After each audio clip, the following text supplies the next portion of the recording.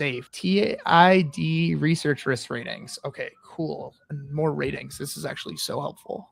Yeah, I'm blown away with how many rating agencies there have been in this round, but they're really important. It's a great sign of us becoming legitimate, because without being able to like measure risk, well, then you don't know if the yield you're getting is actually worth the risk that you're taking. And so organizations like this that are bringing risk ratings are extremely important. And I'm happy that there's so many of them, that there's competition and the best one will win out. Yeah, I remember these guys. I scrolled through some of their reports. They have a lot going on their website, but they have a few reports, especially on stable coins and novel projects that are not very popular. And they just kind of gave risk assessments on them. So I thought that was pretty interesting. And yeah, it's just detailed reports on these stable coins. But I think this is super interesting right here. This like risk report they have for this RWA asset.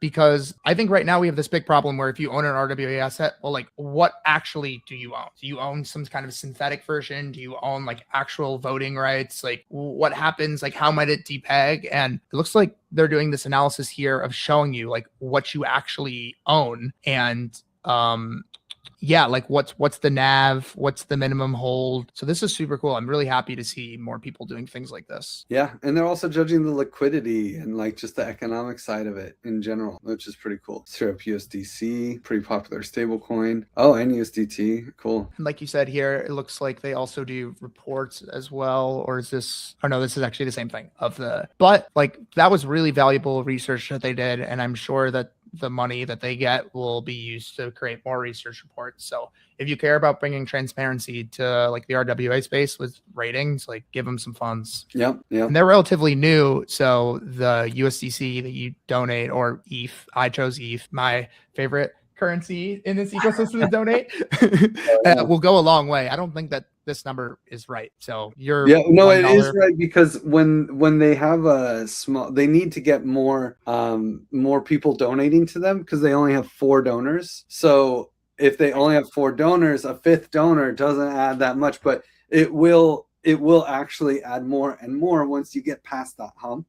So this is the problem with a lot of these projects. They came in late in the round, so they missed a lot of the early donors. And so now they have to catch up. And yeah, if you don't get many donors and you're low down, you're in this long tail that doesn't get a whole lot. So, but every donation will majorly count and bring them across the hump. Yeah. And if you don't want to look like a fool on a stream like I just did, and you want to learn more about how QF works, you can go to Give a site. There's a really great explanation of how quadratic funding actually works. And also you can see on the site here, it shows you what the funding will be matched.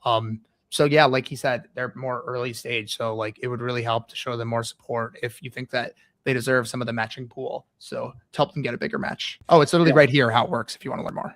Yeah, and we sorted everything by the what do you call it?